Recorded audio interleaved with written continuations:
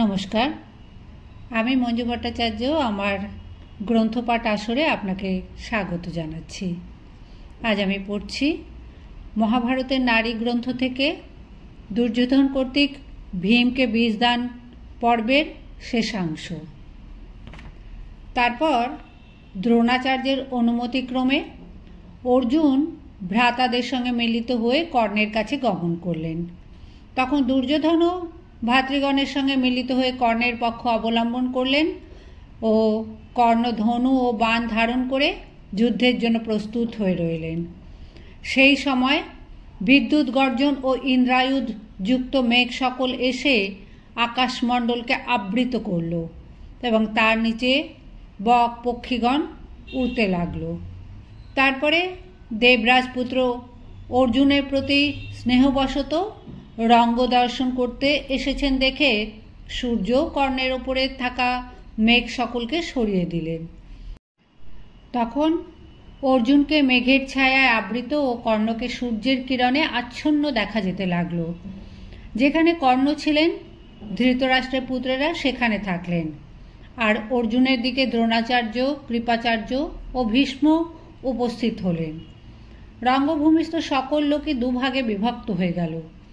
স্ত্রী লোকদের মধ্যেও দুপক্ষ অবলম্বনের প্রবণতা দেখা দিল, কিন্তু কুন্তী কর্ণকে চিনতে পেরে মূর্ছিত হয়ে গেলেন। তখন সর্বধর্মজ্ঞ বিদুর দাসীগণ দ্বারা চন্দন জলে সিক্ত করে কুন্তীর চৈতন্য ফিরিয়ে আনলেন ও তাকে আশ্বস্ত করলেন। তখন কুন্তী চৈতন্য লাভ করে সেই দুটি পুত্রকে ওষ্ঠদংশন করতে দেখে ব্যস্ত হয়ে কিছুই ঠিক করতে পারলেন না। এই সময় দ্বন্দ্বযুদ্ধের নিয়মাভিজ্ঞ এবং পরম ধার্মিক কর্ণ ও অর্জুনকে ধনু উত্তোলন করতে দেখে কৃপাচার্য কর্ণকে বললেন, এই অর্জুন কুরুবংশে জন্মেছে, কুন্তীর ও পাণ্ডুর তৃতীয় পুত্র, এ তোমার সঙ্গে দ্বন্দ্বযুদ্ধ করবে।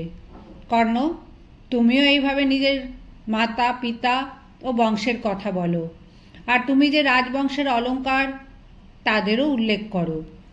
তারপর তোমার সমস্ত বৃত্তান্ত জেনে অর্জুন যুদ্ধ করতেও পারে, না করতেও পারেন, কিন্তু রাজপুত্রেরা হীন বংশ ও হীনাচার লোকের সঙ্গে দ্বন্দ্বযুদ্ধ করেন না। কৃপাচার্য এই কথা বললে কর্ণের মুখখানি লজ্জায় অবনত হয়ে বর্ষা জল সিক্ত বিশ্বস্ত পদ্মের ন্যায় শোভা পেতে লাগল।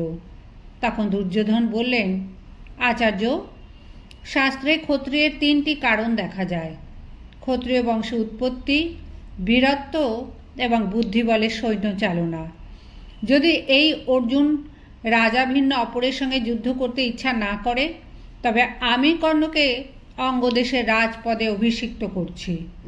তারপর দুর্যোধন সেই সময়ে মহারাথ ও মহাবল কর্ণকে স্বর্ণময় পীঠে স্থাপন করে মন্ত্রজ্ঞ ব্রাহ্মণগণ দ্বারা খই ও পুষ্পযুক্ত স্বর্ণকুম্ভের জলে অঙ্গরাজ্যে অভিষিক্ত করলেন। তখন কর্ণ রাজশ্রীযুক্ত হলেন। পরে কেউ তার মস্তকে উৎকৃষ্ট ছত্র ধারণ করল, কেউ চামর আন্দোলন করতে লাগল এবং বৈতালিকগণ জয়ের শব্দ উচ্চারণ করল। তখন কর্ণ দুর্যোধনকে এই কথা বললেন, এই রাজ্যদানের অনুরূপ আমি তোমাকে কি দান করব? হে রাজশ্রেষ্ঠ, বলো, আমি তাই করব। তখন দুর্যোধন কর্ণকে বললেন, আমি তোমার কাছে প্রগাঢ় সখ্য লাভ করতে ইচ্ছা করি। দুর্যোধনের কথা শুনে কর্ণ তাকে বললেন, তাই হবে। তারপর তাঁরা প্রীতি নিবন্ধন পরস্পর আলিঙ্গন করে বিশেষ আনন্দ লাভ করলেন। ঠিক সেই সময় অধিরথ যষ্টিতে ভর দিয়ে কর্ণকে ডাকতে ডাকতে যেন রঙ্গভূমিতে প্রবেশ করল। তখন ভয় তার উত্তরীয় বস্ত্র পড়ে গিয়েছিল, ঘাম ঝরছিল এবং শরীর কাঁপছিল। অভিষেকবশত আর্দ্র মস্তক কর্ণ অধিরথকে দেখে ধনু পরিত্যাগ করে পিতৃগৌরবের কারণে মস্তক অবনত করে নমস্কার করলেন। তখন অধিরথ ব্যস্ত হয়ে বস্ত্রাঞ্চল দ্বারা নিজের চরণ আবৃত করে পুত্র বলে অভিহিত করলেন। তারপর অধিরথ স্নেহে আকুল হয়ে কর্ণকে আলিঙ্গন করে অঙ্গরাজ্যে অভিষেকের কারণে তার আর্দ্র মস্তকটি পুনরায় অশ্রুজলে সিক্ত করল। তখন পাণ্ডুনন্দন ভীম কর্ণকে সুতপুত্র বলে মনে করে হাসতে হাসতে বললেন, সুতপুত্র, তুমি যুদ্ধে অর্জুনের হস্তে বধের গৌরব লাভ করার যোগ্য নও। তুমি সত্য নিজের উপযুক্ত কষা চাবুক ধারণ করো।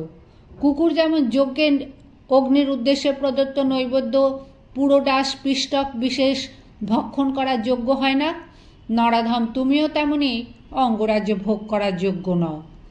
ভীম এই কথা বললে ক্রোধে কর্ণের ওষ্ঠযুগল একটু স্পন্দিত হল। তখন তিনি নিঃশ্বাস ত্যাগ করে আকাশস্থ সূর্যের দিকে দৃষ্টিপাত করলেন।